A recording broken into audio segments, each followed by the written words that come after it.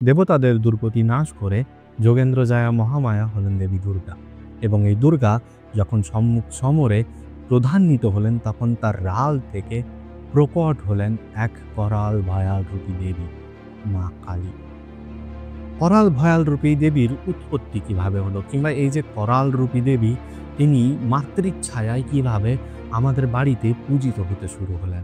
শ্রীরামের অযোধ্যায় প্রত্যাবর্তনের খুশিতে দীপাবলি বা দিওয়ালি বা দীপান্বিতা উদযাপন করি আমরা, কিন্তু এই দীপান্বিতার সঙ্গে লক্ষ্মী পুজোরই বা সম্পর্কটা কি? এই সমস্ত প্রশ্নের উত্তর জানবো আজকের এই ভিডিওতে। মহিষাসুর বধের পরে যখন দেবতারা স্বর্গরাজ্য ফিরে পেয়েই গেছেন, তখন দানবেরা কিন্তু শান্তিতে বসেছিল না।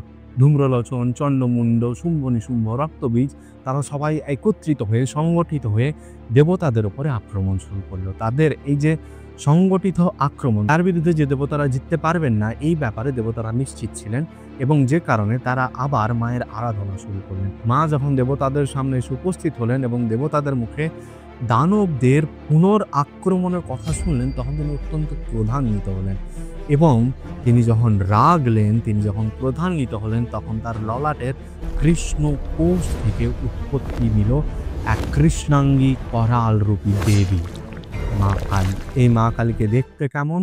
कराल बदनां घोरां मुक्तकेशी चतुर्भुजां কালিকাং দক্ষিণাং দিব্যাং মুন্ডমালা বিভূষিতাং, অর্থাৎ যার করাল বদন, যার গলায় মুন্ডমালা ঝুলছে, সেই দেবীর তাদের সামনে এসে উপস্থিত হলেন, যার এক হাতে খড়গ, এক হাতে খড়পর। এই দেবী বধ করলেন এক হাতে চণ্ডমুণ্ডকে। চণ্ডমুণ্ডকে বধ করে দেবী হলেন চামুণ্ডা। তারপরে একে একে ধূম্রলোচন, রক্তবীজ, শুম্ভ নিশুম্ভ সবাই দেবীর হাতে নিহত হলেন। এই হলো এই করাল রূপী দেবীর উৎপত্তির কাহিনী, যে কাহিনী কম বেশি আমরা সবাই জানি। কিন্তু এই দেবী, এই করাল রূপী শ্মশানচারিণী উগ্র স্বভাবা দেবী আমাদের বাড়িতে মমতাময়ী মা হয়ে, স্নেহময়ী মা হয়ে কিভাবে পূজিত হলেন, কিভাবে শুরু হলো এই মমতাময়ী মায়ের পুজো, এই গল্পটি জানার জন্য সময়ে আমাদেরকে অনেকটা পিছিয়ে যেতে হবে। ১৬শ শতাব্দীর বাংলা। তখন বাংলার নবদ্বীপের বাসিন্দা মহামহোপাধ্যায় কৃষ্ণানন্দ ভট্টাচার্য, তিনি মাতৃসেবক, মাতৃসাধক, মায়ের সন্তান। মনে রাখতে হবে, তখন কিন্তু কালী পুজো হতো কলসের মধ্যে জল পরিপূর্ণ করে সেই কলসকে সাক্ষী মেনে, নাহলে তাম্র তাটে তামার পাত্রের মধ্যে যন্ত্র অঙ্কন করে সেই যন্ত্রের মধ্যে কালী পুজো হতো। কৃষ্ণানন্দ এই যন্ত্র অঙ্কন করে তন্ত্রমতে কালী পুজো করতেন, কিন্তু মায়ের সন্তান হিসেবে এই পুজো করার পরেও তার মনের মধ্যে একটা আক্ষেপ থাকতো যে আমি মায়ের সন্তান, অথচ নিজের চোখে আমি কোনোদিন আমার মাকে দেখতেই পেলাম না। তাই একদিন যখন তিনি শ্মশানে বসে সাধনায় মগ্ন হয়ে আছেন, নিজের ধ্যানে মগ্ন হয়ে আছেন, তখন তিনি মনে মনে কাঁদতে কাঁদতে বলছেন যে, হে মা, আমি তোমার সন্তান, আমি কি কোনোদিন এই চোখে তোমাকে দেখতে পাবো না? তোমার স্বরূপ কি আমি কোনোদিন জানতে পারবো না কেমন? মন্ত্রের মাধ্যমে আমি জানি তোমাকে দেখতে কেমন, কিন্তু তাও তো সন্তানের মন চায় একবার তার মাকে নিজের চোখে দেখুক। সেই রাত্রে শ্মশানে একটি দৈববাণী হলো যে আগামীকাল ভোরবেলা যে মাতৃমূর্তিকে তুমি প্রথম দেখতে পাবে, সেই মাতৃমূর্তিকে তুমি কালী জ্ঞানে পুজো করবে। সেই মাতৃমূর্তি আমার স্বরূপ যেন। সারা রাত কৃষ্ণানন্দ ঘুমোতে পারেননি, বিছানায় ছটফট করলেন যে কখন সকাল হবে, কখন আমি মাকে দেখব।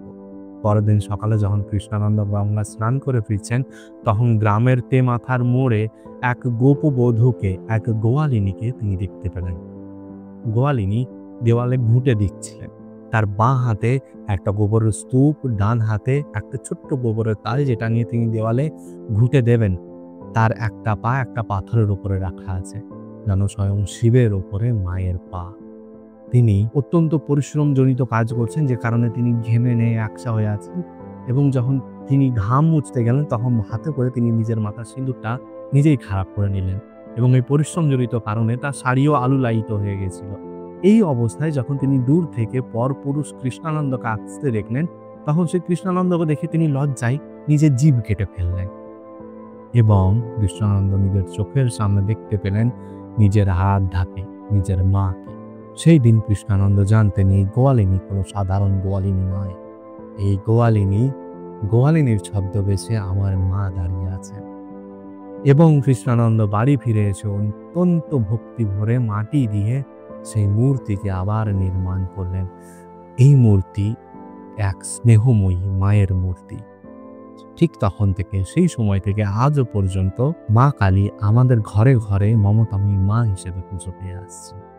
এটি হলো উগ্র স্বভাবা এক মায়ের মমতাময়ী মা হয়ে যাওয়ার গল্প। পরের গল্পটা আমরা সবাই জানি যে রাবণ বধ করে এবং সীতা উদ্ধার করে শ্রীরামচন্দ্র যখন অযোধ্যায় ফিরে এলেন, তখন রাজার প্রত্যাবর্তনের খুশিতে সমস্ত অযোধ্যায় দীপান্বিতা উদযাপন করা হয়েছিল। সবাই নিজের নিজের ঘরে প্রদীপ জ্বালিয়ে দীপাবলি উদযাপন করছিলেন, যে খুশিটা আমরা আজও উদযাপন করছি। আজও আমরা দীপাবলি পালন করছি। কিন্তু এই দীপাবলির সঙ্গে লক্ষ্মী পুজোর কি সম্পর্ক? এই ব্যাপারে আমি শুনলাম অনেকে বলছেন যে শ্রীরামের ফিরে আসার খুশিতে নাকি দীপাবলি উদযাপন করা হয় না, দীপাবলি উদযাপন করা হয় সীতার ফিরে আসার খুশিতে। তিনি স্বয়ং লক্ষ্মী, সেই খুশিতে দীপাবলি উদযাপন করা হয়। মানে তর্কের খাতিরে ধরে নিলে ঠিক আছে, মেনে নেওয়া যায় যে মাকে আমরা স্বয়ং লক্ষ্মী হিসেবে মানি, সীতা মাকে, যে কারণে তার ফিরে আসার খুশিতে লক্ষ্মী পুজো, ঠিক আছে, ধরে নেওয়ার জন্য, মানে ওই বাবুকে বোঝানোর জন্য ব্যাপারটা ঠিক আছে। কিন্তু ব্যাপারটা আসলে তা নয়। ব্যাপারটা হচ্ছে সমুদ্র মন্থনের সময় আজকের তিথিতে, কার্তিক মাসের অমাবস্যার তিথিতে সমুদ্র মন্থন করে লক্ষ্মী, অলক্ষ্মী, ধন্বন্তরী সবাই আজকের দিনে উঠেছিল। এবং আজকের দিন সেই দিন যেদিন মা লক্ষ্মী নিজের সমস্ত ঐশ্বর্য, নিজের সমস্ত বৈভব নিয়ে স্বর্গে পদার্পণ করেছিলেন। স্বর্গে মা লক্ষ্মীর এই পদার্পণে সমস্ত স্বর্গকে আলোক সজ্জায় সাজিয়ে দেওয়া হয়েছিল। সেদিন প্রচণ্ড ধুমধাম উৎসব পালন করা হয়েছিল স্বর্গলোকে। আমরা আজও সেই দিনটিকে স্মরণ করে দীপাবলি উদযাপন করি, যে মা লক্ষ্মী যেমন সেদিন স্বর্গে প্রবেশ করেছিলেন এবং স্বর্গে প্রবেশ করার খুশিতে স্বর্গকে আলোকসজ্জায় সাজিয়ে দেওয়া হয়েছিল। আমরা নিজেদের ভবনকে আলোকসজ্জায় সাজিয়ে দিই, যে মা লক্ষ্মী অচলা হয়ে আমাদের বাড়িতে প্রবেশ করুন, আমাদের জীবনে প্রবেশ করুন। এটি হচ্ছে দীপাবলিতে, দীপান্বিতাতে লক্ষ্মী পুজোর আসল কারণ, যে কারণটা আমরা অনেকেই জানি না, এবং না জেনেই আমরা নিজেদের বাড়িতে লক্ষ্মী পুজো করে থাকি। বা অনেক অবাঙালি বাড়িতে তো ঘরে ঘরে আজ লক্ষ্মী পুজো, তো না জানলেও কি মা লক্ষ্মীর ফল পাবো না? নিশ্চয়ই পাবো, কিন্তু জেনে রাখা ভালো। যাই হোক, এই ছিল আজকের ভিডিও। অনেক গল্প, অনেক তথ্য আজকের এই একটি ভিডিওতে শেয়ার করলাম। আশা করি আপনাদের সবারই ভিডিওটি খুব ভালো লাগবে। যদি এই ভিডিওটি আপনার ভালো লেগে থাকে তাহলে ভিডিওটিকে লাইক এবং শেয়ার করে দেবেন, এবং চ্যানেলটিকে পারলে একটু সাবস্ক্রাইব করে নেবেন। মায়ের কৃপায় আমরা সবাই সপরিবারে খুব ভালো থাকি, শুধু এইটুকুই কামনা। দেখা হচ্ছে খুব তাড়াতাড়ি পরবর্তী একটি ভিডিওতে, নতুন একটি আলোচনায়। ততদিন ভালো থাকবেন, সুস্থ থাকবেন, এবং মায়ের আশীর্বাদ সবারই উপরে বর্ষিত হোক। নমস্কার।